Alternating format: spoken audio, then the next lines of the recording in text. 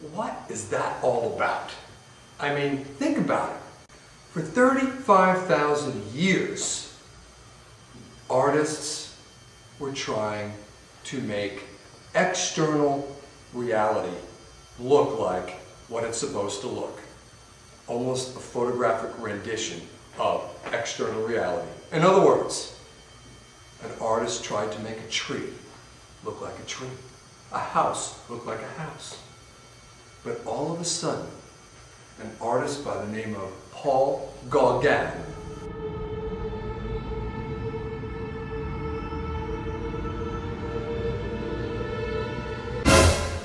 he decided to paint trees, water, the landscape, any color he wanted, based on how he felt about that external reference, based how he felt at that time. Paul Gauguin essentially broke the chains of representational art.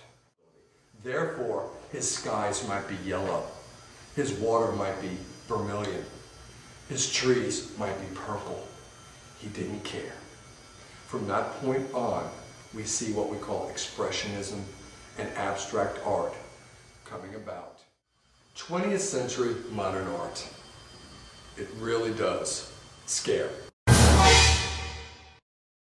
a lot of people. It intimidates people. I mean, what is that blob on the canvas? What is that giant yellow blob or that green stripe? What does it mean? To people without a background in art, in the vocabulary of art, in the visual vocabulary, it doesn't make any sense at all. But remember, once the Impressionists back in the 1880s came about, Van Gogh and Gauguin specifically, they were the ones, they were the catalysts for moving art to this more abstract realm.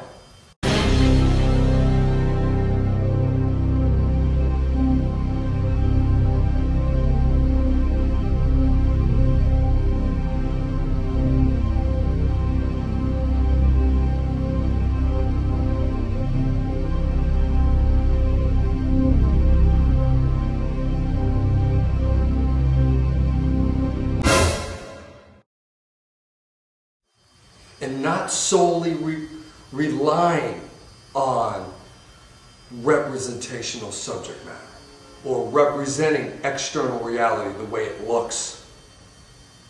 So at this point, as we enter the 20th century, artists begin to move away from purely representing what they saw in front of them in a photographic manner.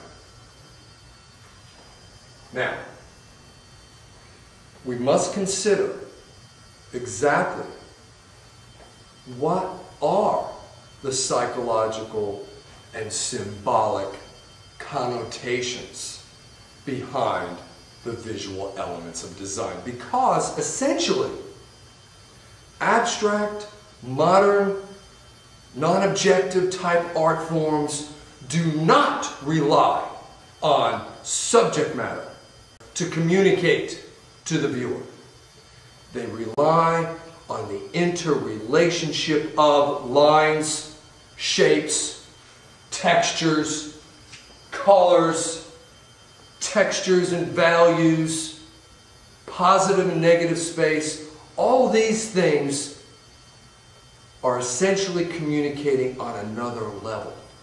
Therefore, it is much more difficult to decipher or to extract meaning from an abstract / non-objective type painting.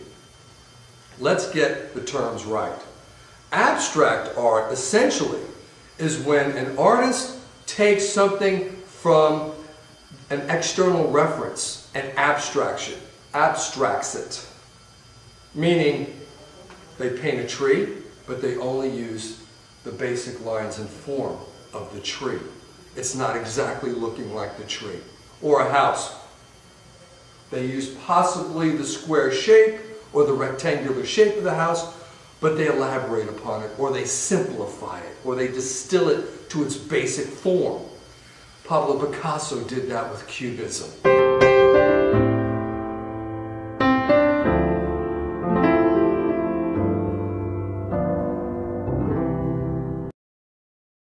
The art of Kandinsky, for example, relies solely on pure line, form, color, and shape.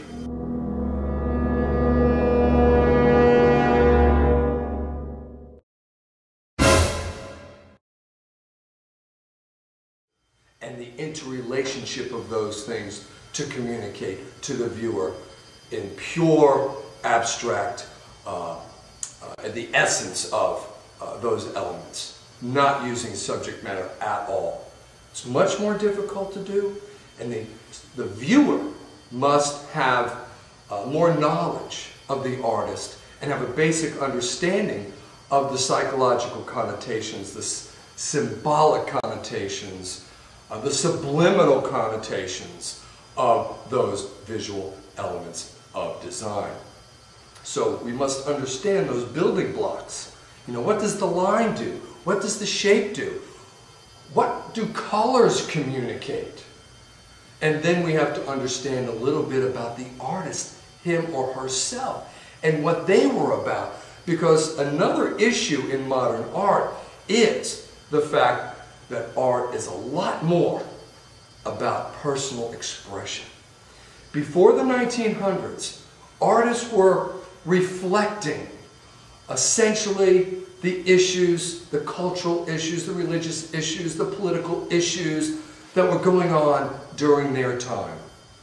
But after 1900, yes, they're affected by certain political or social issues, but they're more concerned about expressing what's inside them. Their emotions, their feelings, and they come out and they use media and some type of media to address those issues through basic forms, lines, and colors. So we're heading into modern art. The key approach to this would be to keep an open mind. Because most people, like my mother for example, can't stand modern abstract art, and I can't teach her about it. She doesn't want to know about it. But that's okay. Keep an open mind. Let's face it, it had all been done before. And once the camera, once photography became ingrained in the culture, there really was not a big need for artists, for painters, to make representational paintings and portraits.